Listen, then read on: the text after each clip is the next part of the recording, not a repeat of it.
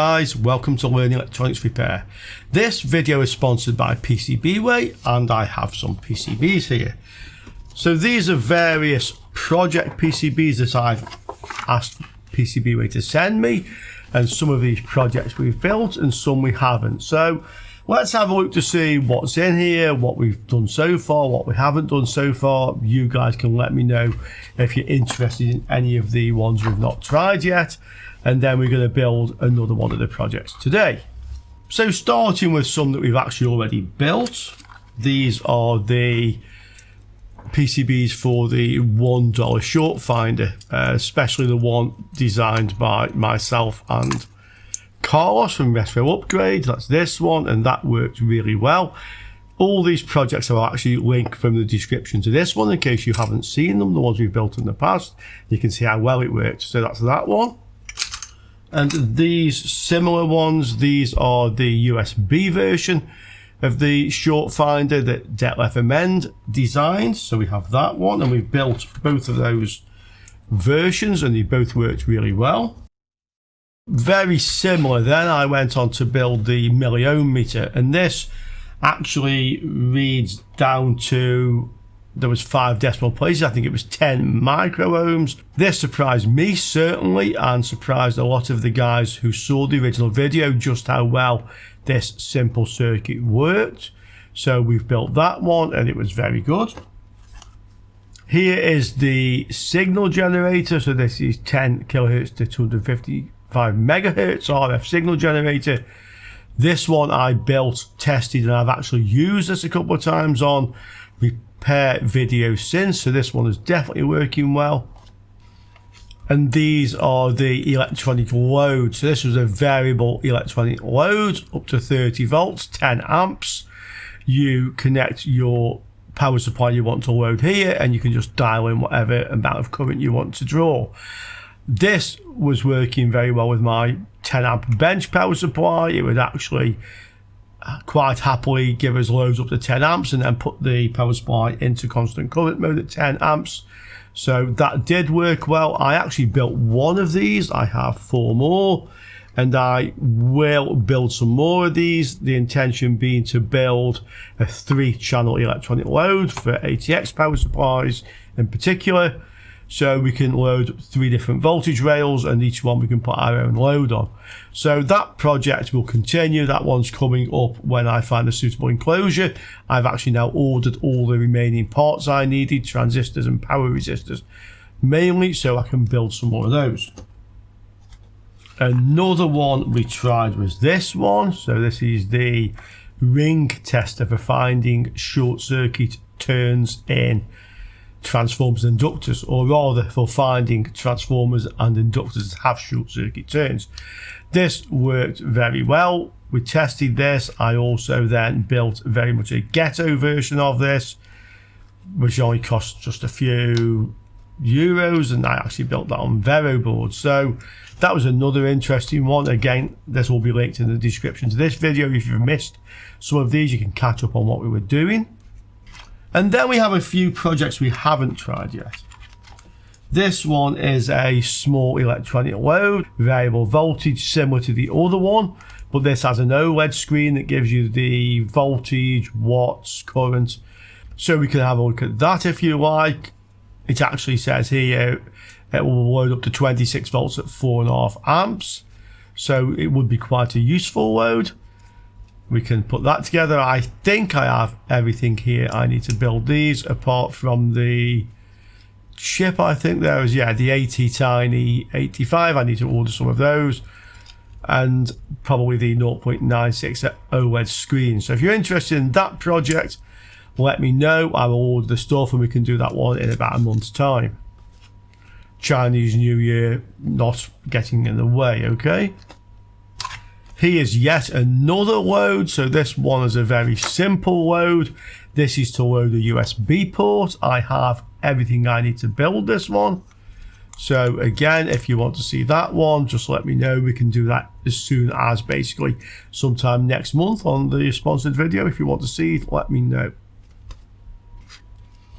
Then we have this one. So this is a Weller soldering iron driver.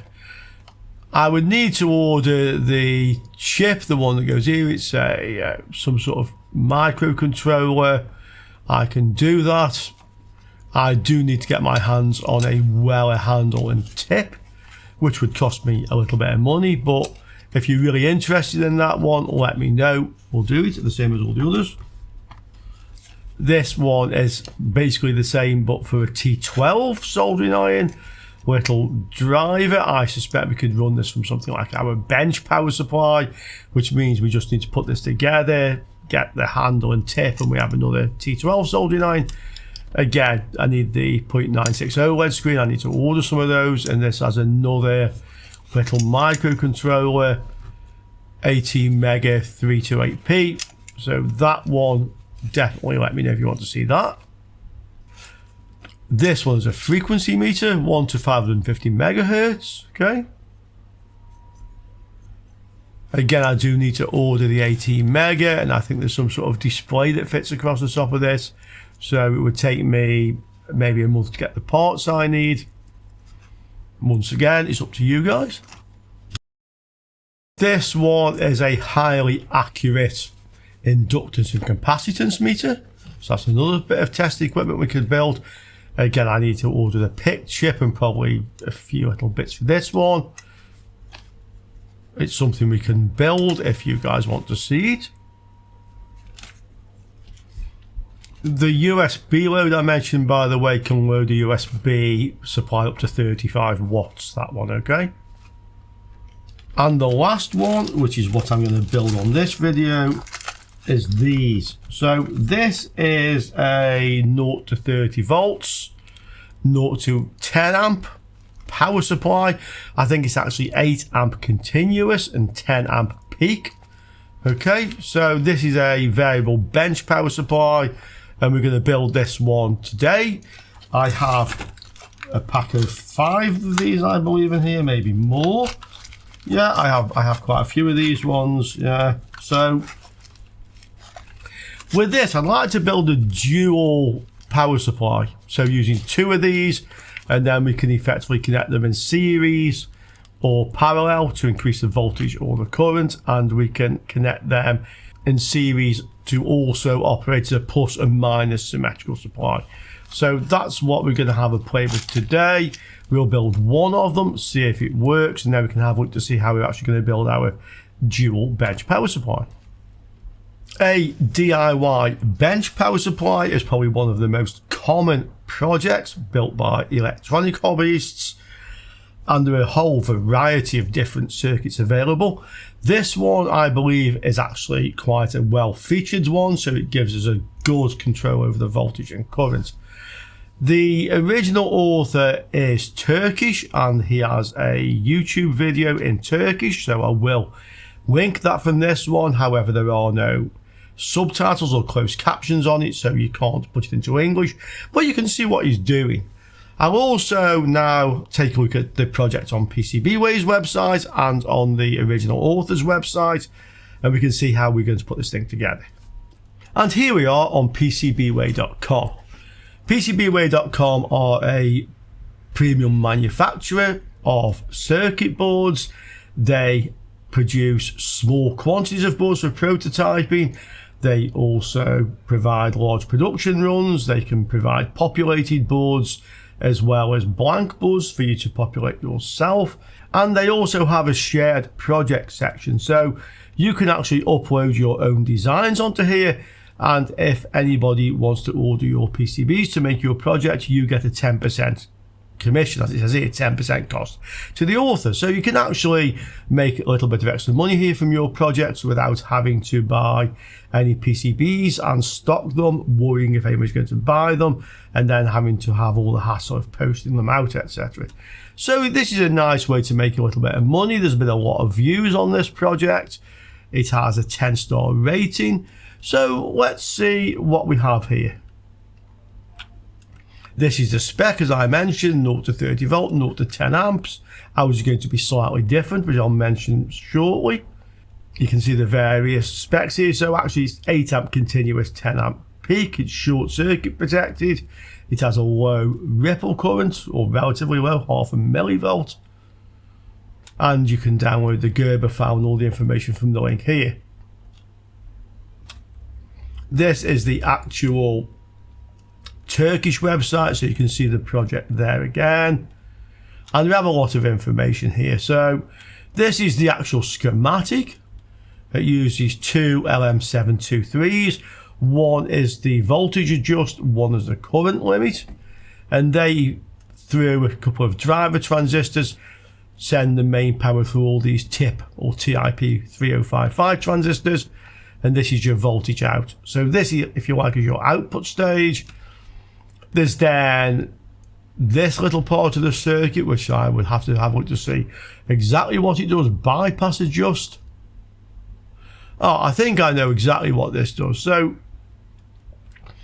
this guy is using a linear transformer with two 15-volt windings, and he's using a relay to switch between 15 volts input or 30 volts input. The idea being that when you are on a lower output voltage, you only have the lower input voltage coming in, which reduces the heat dissipated by these transistors.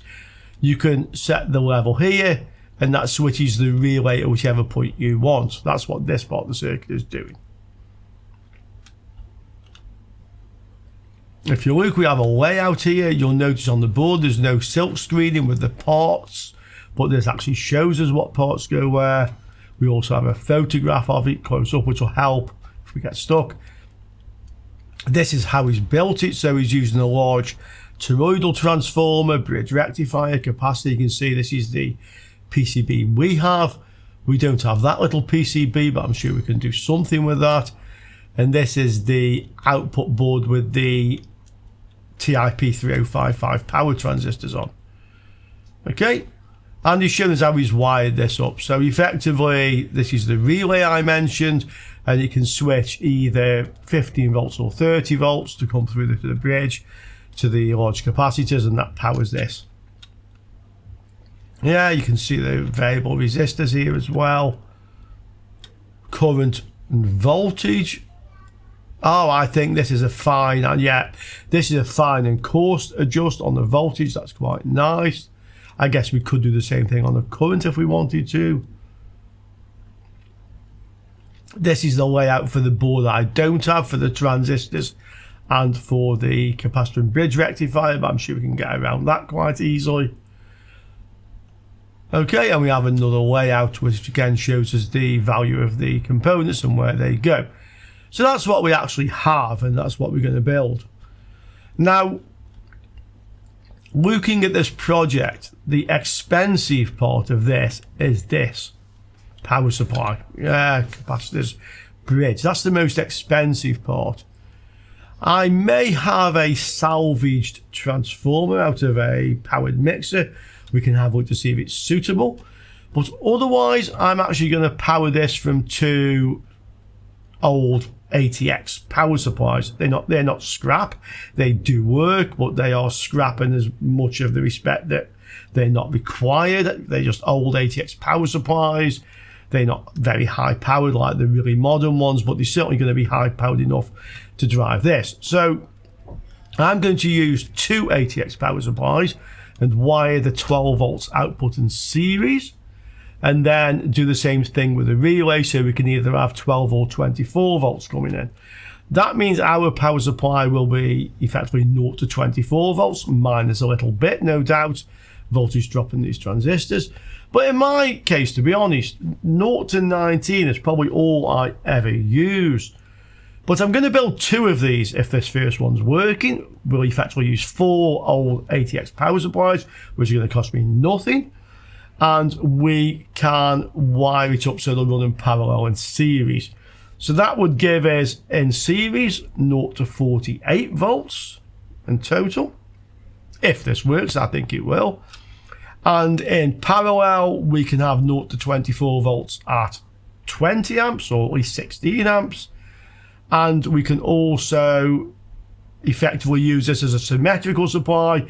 So we can have plus and minus up 0 to 24, at 8 or 10 amps. Okay guys, that's the plan. Let's put this together first and see what it does. So to build this, you'll see that on the silk screen that the values of the components are not marked. I'm actually going to use those photographs that I was just looking at on the website to figure out what goes where.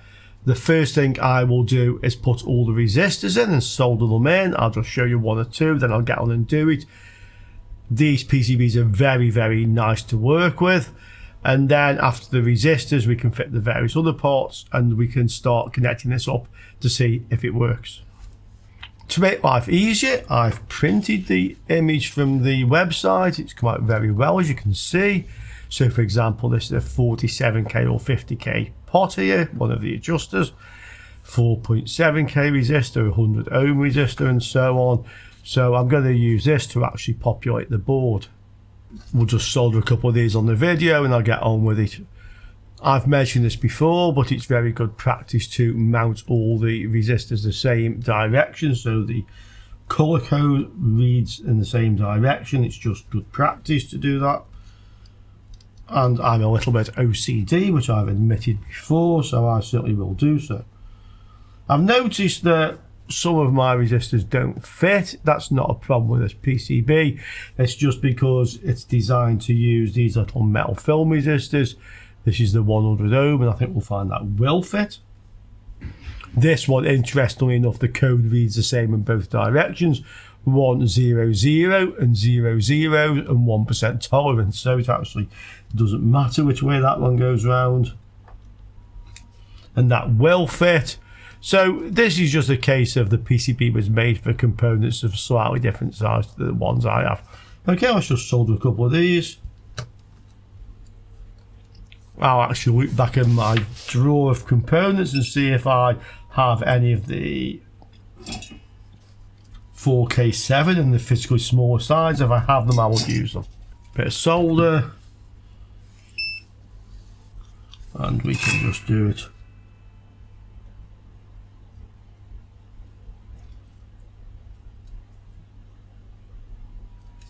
Okay, so you can see these PCBs are really nice to work with. I will now go on and populate all the rest of the resistors on the board. I will just mention very quickly, I had a quick look and I do have the 4K7 in the correct physical size, so I'm going to fit that instead and try to do that with all the resistors. Okay guys, different day, different t-shirt, same video. I fitted all the resistors. There were a couple of values I didn't have. I didn't have any 2.7k. So what I've done is I've actually wired a 1.2 and a 1.5 in series, making 2.7. That's both of those. And this one was an 820 ohm. I needed two. I had one. So with this one, I've just wired a 430 ohm and a 390 in series. That adds to 820. This one I noticed on the component list says it's a 100 ohm 0.5 watt, and I don't honestly know if these are 0.5 or 0.25 watt resistors. I've put 100 ohms in, but I'm going to take that one out and put 2 times 200 ohms in parallel. Then if they are a quarter watt, 2 in parallel will give me half a watt, and 2 times 200 in parallel is 100, so the value is correct. So I'll just do that to be sure. And we have the capacitors on the board. These 100 nanofarads are actually poles. He was using a different type. They didn't quite fit, but I did get them to fit and I just tested them. But I've ordered some now. So this capacitor, you'll see I have 2 in parallel. This is a 1 microfarad, but it's not an electrolytic. These are called monolithic ceramic capacitors. I'll just get a bit of focus on that. You can see them. There, that's better. So these are monolithic ceramic capacitors. I didn't have any 1 microfarad, so I put 2 470 nanofarads in parallel. So with capacitors, if you put them in parallel, it's like putting resistors in series. One adds to the value of the other one. It's effectively the opposite way round. With resistors, you put 2 in series to make up the value. With capacitors, you put 2 in parallel to make up the value. I've now ordered some more of these monolithic ceramic capacitors. They're about €1.50 for 100 of them, plus a bit of postage. So I ordered the 1 microfarad. I also ordered some 100 nanofarad, and while I was at it, I noticed they also have 10 microfarads and 4.7s. I've ordered some 4.7s. I can always put them in parallel as well. So I've had 100 each of a few values just to get them in stock. It seems worthwhile since I'm building a lot more of these projects these days. Now let's fit the remaining components. So we have a few diodes, we have some electrolytic capacitors. These are actually trimmer pots, this one. I think this one as well. I can actually look at the picture of the one that he built. In fact, actually that is another trimmer pot, that one. This is getting there now. I've put the trimmer pots on, the capacitors. Pretty much all of the electrolytics were pulls, but I've tested them, they all test okay. So now really it's the transistors, the power resistors and the IC sockets. I'm going to put sockets on this. And now we've basically built the board. I fitted the transistors. This is a BD646. This is a PNP Darlington, which is a pair of transistors in one package. Basically, effectively in series to increase the gain. The other one here, this is the BC547.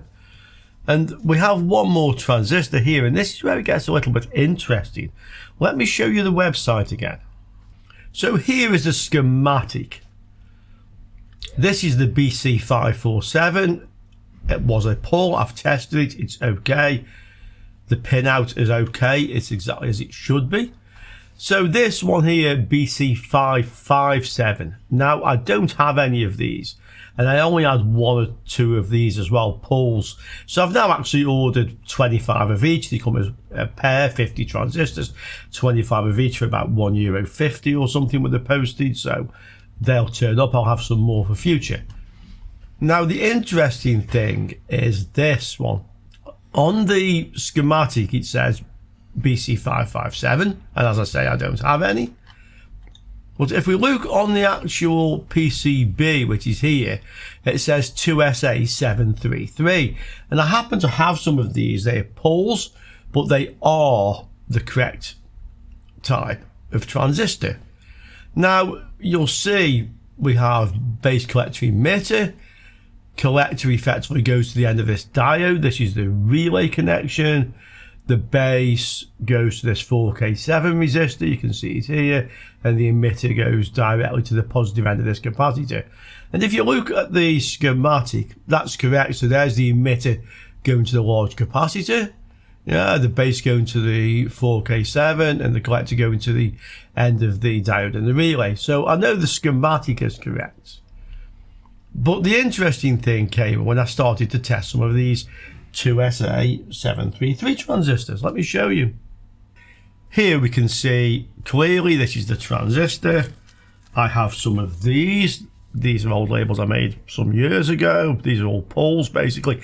This is how I organize all my salvage parts, otherwise they're useless. You can't find anything.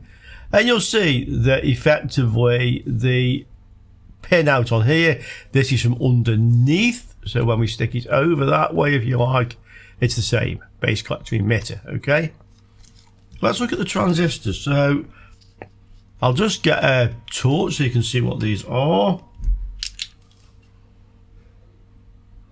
A733, A733, A733, with some different letters on there as well, Y, whatever. Okay, and this has different letters. Now, if we take the components analyzer, so I put the green on the base, the blue on the collector, red on the emitter. Let's try it.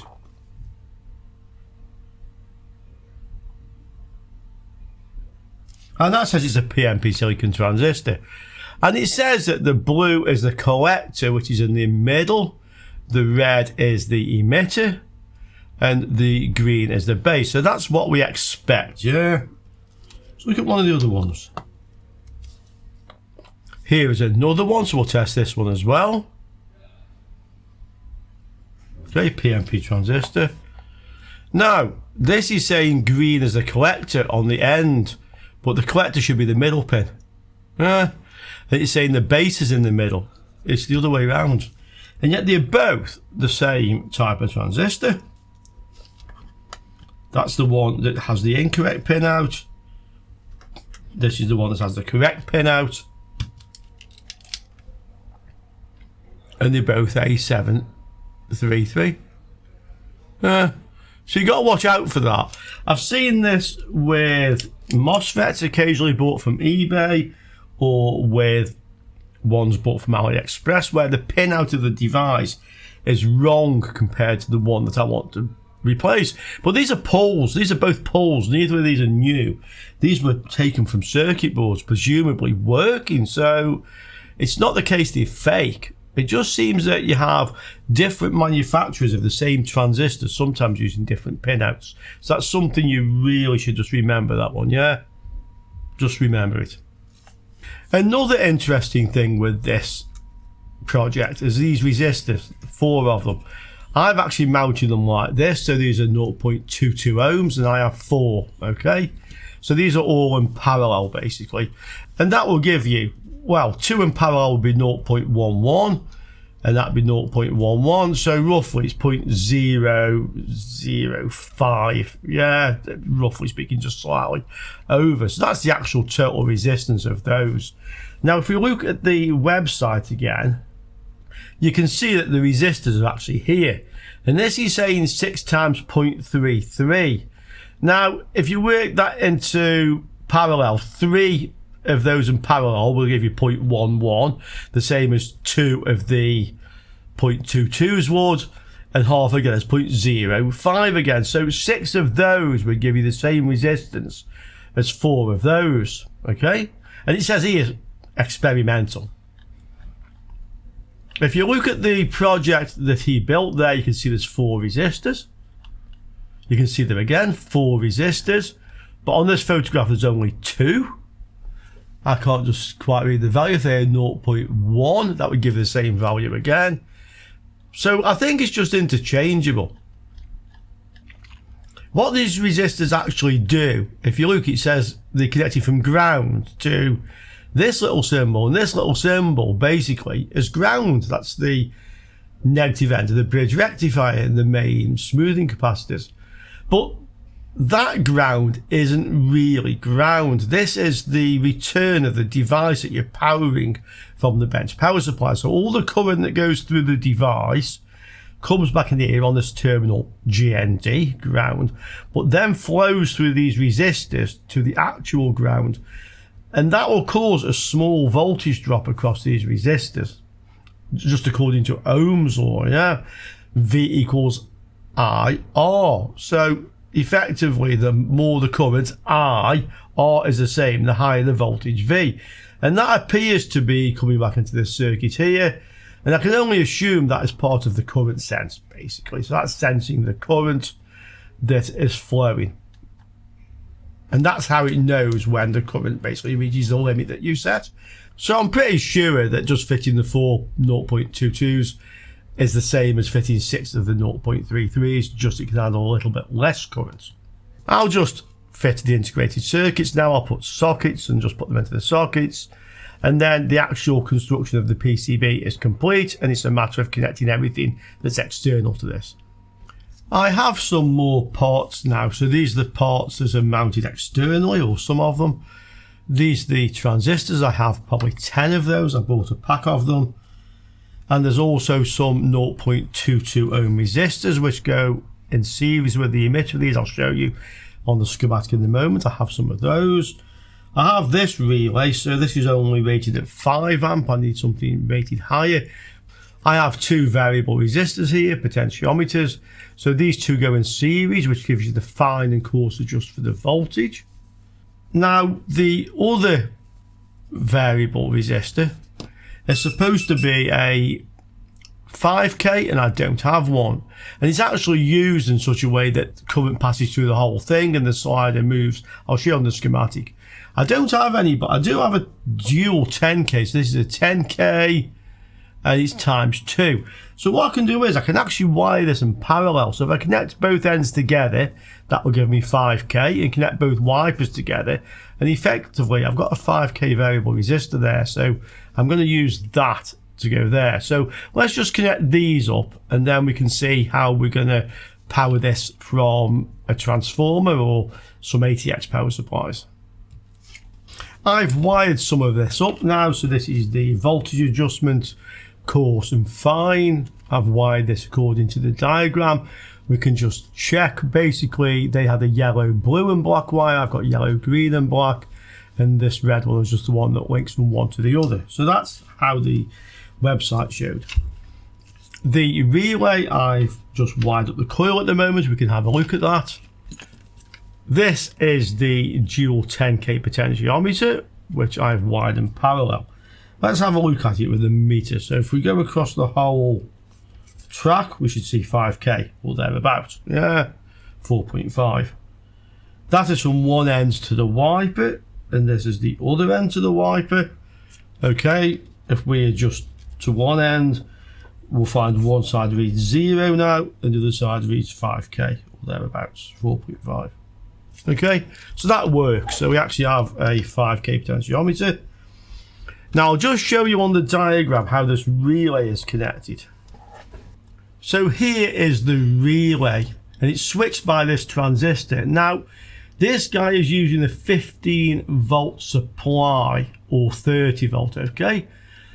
So this end, if you like, connected through the bridge rectifier, this is 0 volts. This end through the bridge rectifier is the positive supply. But that also goes through this diode and powers this circuit up. So this circuit actually has a 15 volt supply permanently, and it switches the relay. Now the relay is a 12 volt, or at least the one I have is a 12 volt. That's why he has this resistor in series with the relay coil. This is the one I was concerned that it was a half watt resistor. If I use two ATX power supplies, then I'll have 12 and 12.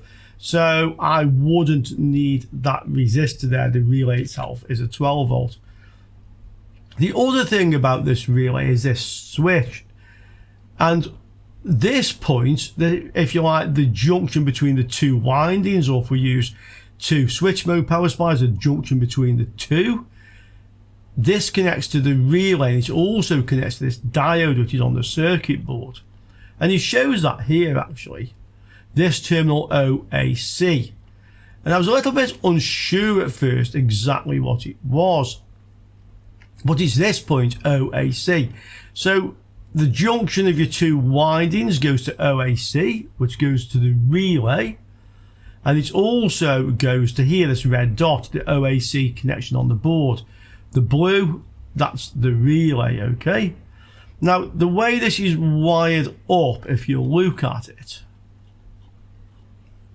there's OAC, that's this one, goes to the normally closed connection on the relay. So we need to find that. The wiper then goes to the bridge rectifier. So we need to find that. He shows it wired like this. So the wiper is the middle one going to the bridge rectifier, and the one nearest the relay coil is OAC. But I need to have a look to see if that is actually the case. So here is our relay. I could do like he is doing, which is to connect both sets of contacts in parallel. But I've just noticed actually our relay is faulty. This set of contacts will go the middle to one end or the other. This isn't doing anything, yeah? This one, the middle connects to the one nearest to the winding without it powered up, okay? And then I will switch. Either this is the wiper or this is the wiper. And the only way to find out is to power it up. This one, I don't actually know because the set of contacts don't seem to work. So I definitely need another relay. And it doesn't mention on here any pin out. So we need to power up this relay and have a look to see which is the wiper and which is the normally closed contact.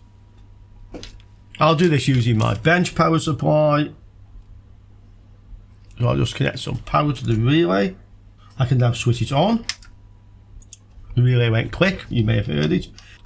Now let's look at the relay again. So we need to know which of these is the wiper. And it'll be the one that's now connected to the other end. Is it the middle one? Yes.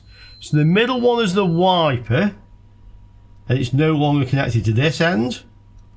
Okay, so this end will be OAC. I'll just switch it off.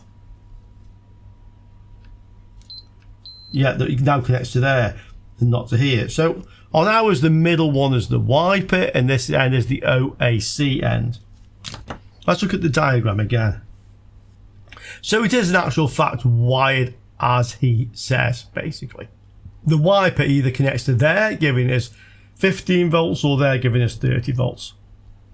So I'll now connect a wire to here, and I also need to connect that to this OAC terminal.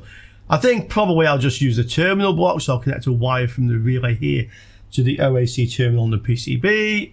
I can connect the coil to the PCB, and then when I connect my power supply, that effectively is a junction between the two supplies. I've connected that wire then, so this is from the relay normally closed contact to OAC. This may need to be a heavier piece of wire, but I've got a feeling that only provides power to the part of the circuit that switches the relay. We can have a look again on the schematic. Yes, that only provides power to there, so that just needs to be a thin piece of wire. But coming to the relay from the transformer, I'll need a heavier piece of wire, because that then provides power to the main bridge rectifier if we use this type of transformer. Or again, if we use two separate switch mode power supplies, that still needs to be heavy wire. This needs to be heavy wire, and the one from the bridge rectifier, and also to ground from the bridge rectifier. All these need to be heavy pieces of wire, but that one can just be a thin piece of wire. Now let's have a look at these transistors. So we have 5 of them in parallel. This is to share the current, and obviously to share the wattage and the dissipation. Now what I'm going to do is I'm just going to put one transistor in while we test this. If we know it's working, we can add the others, but to test it we only need one. Okay, then we're limiting the current to maybe a couple of amps or so, but that's fine, yeah, for testing it. The other thing I did notice is this transistor on the PCB shows a thick red line there, and generally that would mean that that's attached to a heatsink.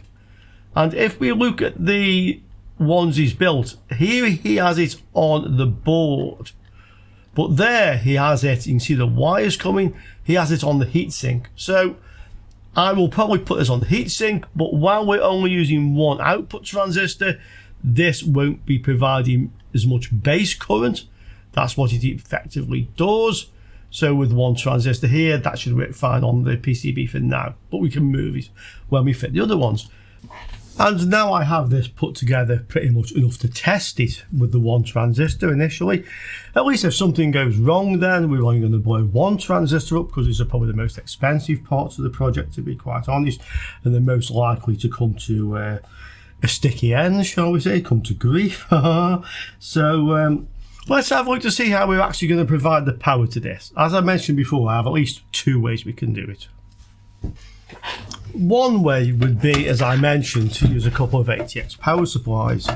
So quite typical, this one can provide 16 amps at 12 volts, which is plenty for our requirements. This one, 14 amps on one of the outputs and 13 amps on the other.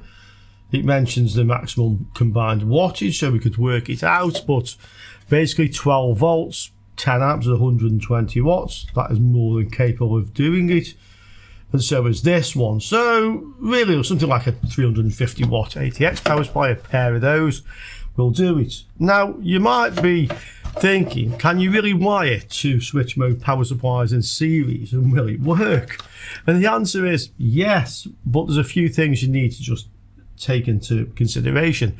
Let me just show you on a piece of paper. If we take 2 switch mode power supplies, for example, this is a 12 volt 1 amp, okay, and here's another one, just some headline around, This is actually a 12 volt 3.3 amp, more powerful one. We can connect both of these in series, and if we do, basically we'll get a 24 volt supply or a plus and minus 12 volt supply.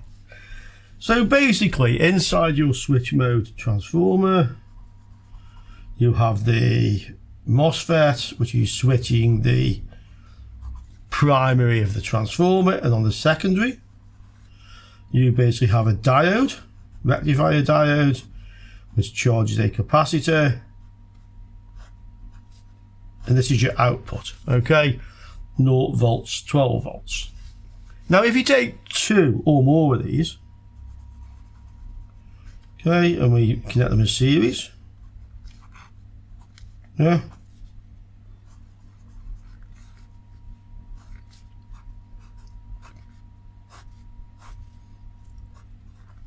there's the second one, 12 volts, 0 volts.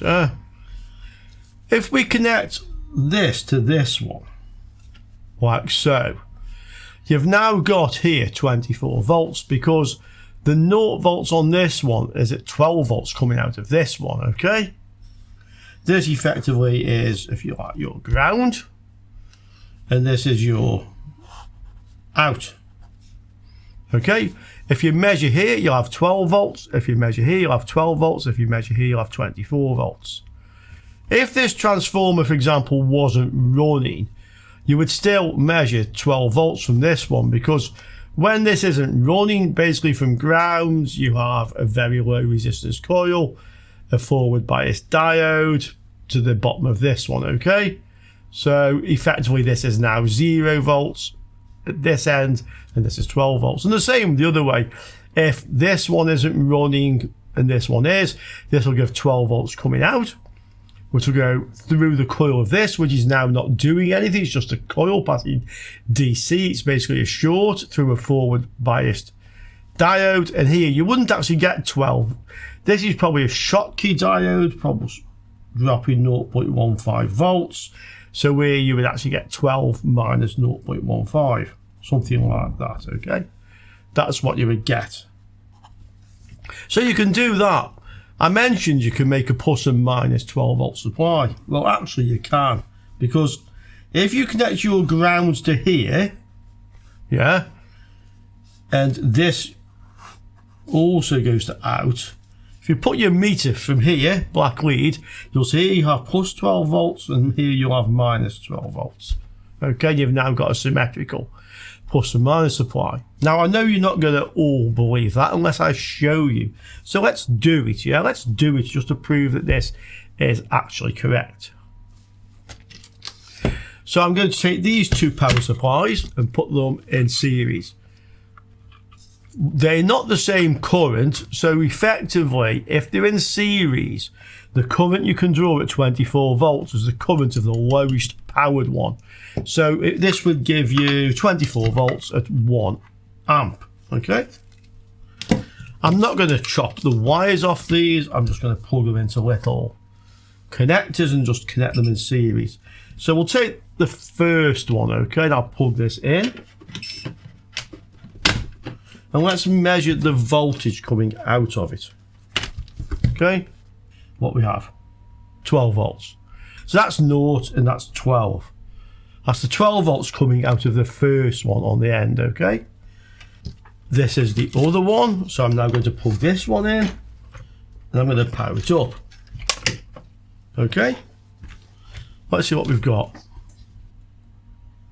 12 volts, or almost. This one's not quite a stable output. I'll just go again. Yeah. This may be slightly faulty, this power supply, but it's about 12 volts. Yeah, it's 12 volts. So let's connect these in series. I'll just switch that one off, and we'll take a couple bits of wire. So this is going to be the ground coming from this power supply. Okay.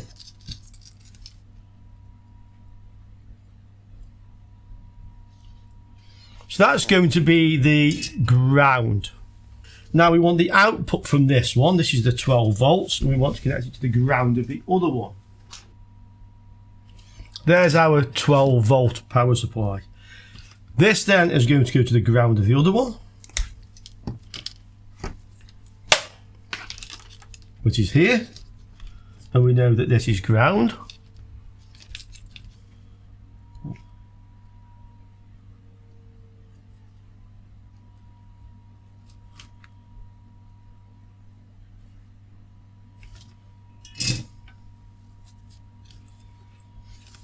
And then we'll take the output from the second one. This should be our 24 volt. There we have our two power supplies in series. And here is our output, okay? So the power's on now, yeah? The black wire we said was ground, so we'll connect the black probe to there. What's on the grey wire? Okay, grey wire here. Just get it. What's on the grey wire? 24 volts, okay? So you can see that works just fine. We now have a 24 volt supply. As I mentioned, if we take the connection between the ground of one and the output of the other, like the one strapping one to the other, we put our black lead on this one, okay, our black meter lead on here. Now look what we have. So on the black, we now have a minus 12 volt supply, and on the grey, just get where you can see it, okay, we now have a plus 12 volt supply. So we now have plus and minus 12 coming from the power supply. So if you want to make a plus and minus symmetrical supply like that, you've now got plus and minus 12, and this is your ground, the junction between the two. So that does work, as I said. I'll also just show you what would happen if only one power supply is actually powered up. So I've unplugged the little one, okay, let's switch it on. So I now have one power supply on. Let's see what we have. So I'll go from the black to the grey, okay. That now has 12 volts on it, and the black to the red will now be 12 volts. So I just have 12 volts in here now, okay? From the grey to the red on the other one, yeah, red to grey, this is now reading 0, and that's the one that's unplugged. And the same applies if you unplug the other one. So don't think this will go horribly wrong if one power supply hasn't powered up. It won't, you'll just get 12 volts out of it. So that's how we can connect two power supplies together in series and get 24 volts or plus or minus 12. Now, can we do the same thing with an ATX power supply, or rather two of them? Yes, but the first thing is the ATX power supply needs to start up. And because we don't have a motherboard attached to it, we need to connect the green wire to ground. That means when you power this on, it will come on automatically. It doesn't need a motherboard attached. The other issue involves ground on these power supplies. It may be that the ground here is connected to the case. Let's have a look, see if it is. Let's see if it is. So this is black, this is ground coming out of our, or 0 volts, yeah? And that's connected to the case of here, okay? Let's look at the other one. So again, we'll go to one of the black wires.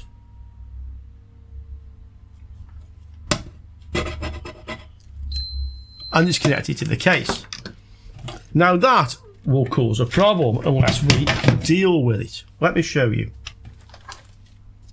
The problem we have is this. We have capacitors, diode to the winding of the transformer, like so, okay? And we have the other one, the second ATX power supply. Okay, same thing. Capacitors, this is the 12 volt output. I'll just mention the other ones in a minute. Okay, that's what we have. Now, if we want a 24 volt supply, This end effectively goes to ground of our circuit, 0 volts, okay? And this one connects to here. But inside the power supply, this point and this point are both connected to the metal case, which means if we bolt both power supplies down to some sort of chassis so the cases are touching, or for that matter, we plug an earth lead in, because this earth point here, get the meter, earth wire is connected to the metal chassis. Okay, so even if we don't have the two physically touching or bolted to the same piece of metal, if we plug them both in, what happens is that this point will connect to ground, and this point will connect to ground through the mains lead. So this power supply will be shorted out. Both sides are connecting to ground. Obviously, we need a ground coming into the power supply to make it safe, but the ground only needs to be on the high voltage side of the power supply. The reason we have this issue is because the PCB, and I'll show you one here, partly stripped down, the PCB, the low voltage side, which is this side of it, is connected. You see the bolts there, which bolt it down to the metal frame. So that's why you have a connection on the low voltage side to ground, and also the high voltage side to ground. We need to make sure we have a ground here, but that we don't have a ground here. So this is isolated like those little wall warts were. So to do this, we need to take these out of the metal casing and fix them down to something such that we have a ground here, but not a ground here. Okay, so yes, we can do it, but you need to just keep that in mind. The only other issue probably is an ATX power supply normally monitors the 3.3 volts rail. You can see on this plug here, the orange wire, there's two wires coming in here. Sometimes one is orange and one is brown. One is a 3.3 volt supply, and the other one is a sense, so it senses the voltage here. Unless we have some sort of load on the 3.3, the power supply will probably be unstable. So another thing we need to do is connect the resistor from here to here, passing maybe half an amp or a quarter of an amp, just enough to put a bit of a load on it, a little power resistor, and then it will give a stable output on the 12 volts, because all we're really interested in is the 12 volts. Yeah, we're not interested in the 5 and 3.3. Unless we want to power some fans in our project, of course. The project we were following used a linear transformer, a toroidal one, with a large bridge rectifier and some large capacitors. Now, they're quite expensive to buy, and probably more expensive than buying a bench power supply, at least a switch mode one, to start off with. But you might find something like this. So this is an old powered mixer. I was given this. One of the PCBs is completely missing, so even if the amplifier section in this is working, it's not something I can sell. It came as a freebie, and inside an old amplifier, maybe a blown amplifier, something like that, you may well find a suitable transformer. Or you may find that there's a high powered transformer, the voltage is too high. So let's have a look inside this. Let's see if we can possibly find in here a transformer, and if we do, we'll find large capacitors and the bridge rectifier and everything we need to power our project. And here is what's inside it. So as I expected, we have a lot of things in here we can actually use. This is quite a large toroidal transformer. We have some big capacitors here. They are actually rated at 10,000 microfarads, 63 volts. I'm sure we can use these. We have a large bridge rectifier. And we have the actual amplifier board. Oh, and we have a relay here as well. This may even be a crossover. Yeah, it looks like it is a crossover relay. Normally open, normally closed. So we'll see. Yeah, we'll see. The transformer, you probably can't see it very well, but I can tell you now. It has two windings. One of them is 18 volts 018. And the other one is 40 volts 040. The 18 volt winding is rated at 2 amps and the 40 volt winding is rated at 4.3 amps. So we could actually use this to make effectively a symmetrical power supply, or even 2 of them. I mean, we could, because we have several boards here, I have 9 of these, yeah. We could make 2 0 to 40 volt, 0 to 4.3 amp power supplies, which would be connected in series. So that's using the yellow and the black windings here. We could have them in series, so that effectively could give us around about 0 to 80 volts. And you could also use this plus and minus 40 volts at 4.3 amps, 4.5 amps, something like that. So that's quite handy actually, probably funnily enough for actually testing amplifiers, because they have the current limits on it. And then the other winding, the smaller one, we could use a couple more of these boards and we could make a plus and minus 18 or near to that at 2 amps. And you could literally use this as a bench power supply to test amplifiers and mixer boards and all that sort of thing. So I think that's very worth doing. We wouldn't be able to do the same trick this does with switching the input voltage. But if we think about it for a minute, when you have a bench power supply, it's actually dissipating the most wattage when it's running at the lowest output voltage at the highest current. Because if you were sending 1 volt out at 10 amps, you've got 11 volts at 10 amps across your output transistors. So they're dissipating about 110 watts in that case, yeah? The way this worked, we had 2 effectively 15 volt supplies, so we could switch the supply between 15 and 30. So that switches over basically at the point where the output voltage is pretty much close to 15 volts, which is the input. So in actual fact, the voltage across the transistors in our supply is never more than about 15 volts.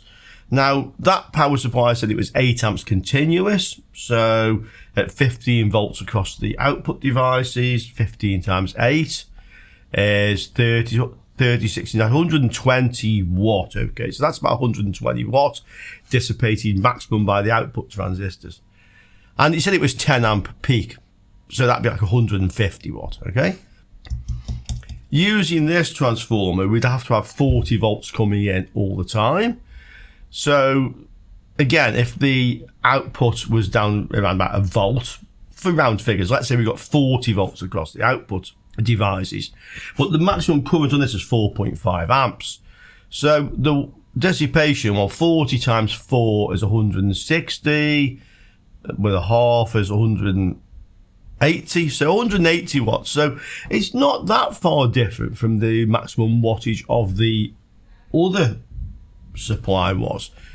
I mean, maybe we could put an extra transistor, but it shouldn't be a problem. And mostly you probably wouldn't be running the power supply outputting practically 0 volts at 10 amps into a short, or rather 4.5 amps into a short. So the wattage dissipation is about the same, yeah? That would mean the boards in here wouldn't need the part of the circuit that's switching the relay. They would just have the continuous voltage input. But you know, guys, I think I'll redo these PCBs, and I'll tell you why. I'd like to add, for example, thermal shutdown, so we can have a thermistor or a thermocouple on the heatsink, and we could actually have a temperature display, would be quite nice on the front, and we could get it to shut down if the temperature reaches a certain point. So to do that, we'd have to add some extra circuitry. Also, these boards are basically, they're double-sided boards, but the way he's designed them, you have to put a number of wire links on this side, and that's not really a good design, to be quite honest. So I would like to do a few things with this project then. Regarding this side of it, let's do another circuit board design for beginners video. Yeah, we can take the schematic for this, we can put that into easy EDA, we can make our own PCBs, and then any functionality we want to add, we can add to the schematic, and we can just make the PCBs. I think that'd be great. And while we're at it, guys, let's learn how to do this, where we have variable thickness tracks. And we may even be able to have them on both sides of the board, which gives us even more current handling on the PCB, yeah? So we'll look at that. That's a video, okay? The one I've built, I'll tell you now, I've tested it. This video is an hour long. It works great. I actually connected my bench power supply to the input. So I had plus 15 and plus 30 volts. The output voltage changes smoothly on the coarse and the fine adjustments. The switching works perfectly between the two voltages. So when you get the output voltage up to about 13, it will just switch over. You can adjust it, and it goes to the higher input voltage. That's working great. It doesn't particularly get hot. I was only using about a 1.8 amp load with the one transistor. But what isn't working is the current limit. For some reason, I haven't looked at it yet. If I disable the current limit, the power supply works, I've just said. If I enable the current limit, it's actually quite easy to do on this circuit. It goes into current limit all the time. But that's like an investigation and repair video. This one's too long, so that's another video we can make. So on that one, which we'll do next, I would say, we can actually look at that circuit, work out exactly how it operates, how the current limit operates, and then we can see what's wrong with it. And that will also give us a lot more information we need for when we redesign these PCBs. Yeah. So I was just going to work out. Next video, figure out what the problem is with the one I built. Video following that, we can actually redesign the PCBs for this one. And let's build both. Yeah. And then we can actually build the project with the two ATX power supplies, giving us 24 volts at 10 amp, which is a nice power supply. I have everything I need for that project, but to build multiple ones of these, I do need to order some things. The BD646 transistors. I need more trimmer pots. I need potentiometers. I didn't have enough. I just about had enough to build the one we built, but I didn't have any more. So those are all things we're going to do. You'll see lots of more of this to come. We'll end up with some very interesting power supplies. And also, we may well be able to use these. You see these transistors here, and there's some more on the layer underneath. One side will be NPN and one side will be PNP almost certainly. And we can use those NPN transistors probably instead of the ones I was buying to build at least one of the power supplies, yeah? So let's see how much we can actually salvage from this to use on our dual bench power supply. Okay guys, I hope you enjoyed that. I hope you're looking forward to what's to come. Lots of interesting stuff. At the end of this, we will know a great deal about bench power supplies, linear ones at least, and how they work. So, get into the comments below. Let's know what you think about all that. And I look forward to hearing from you. See you guys. Ciao for now.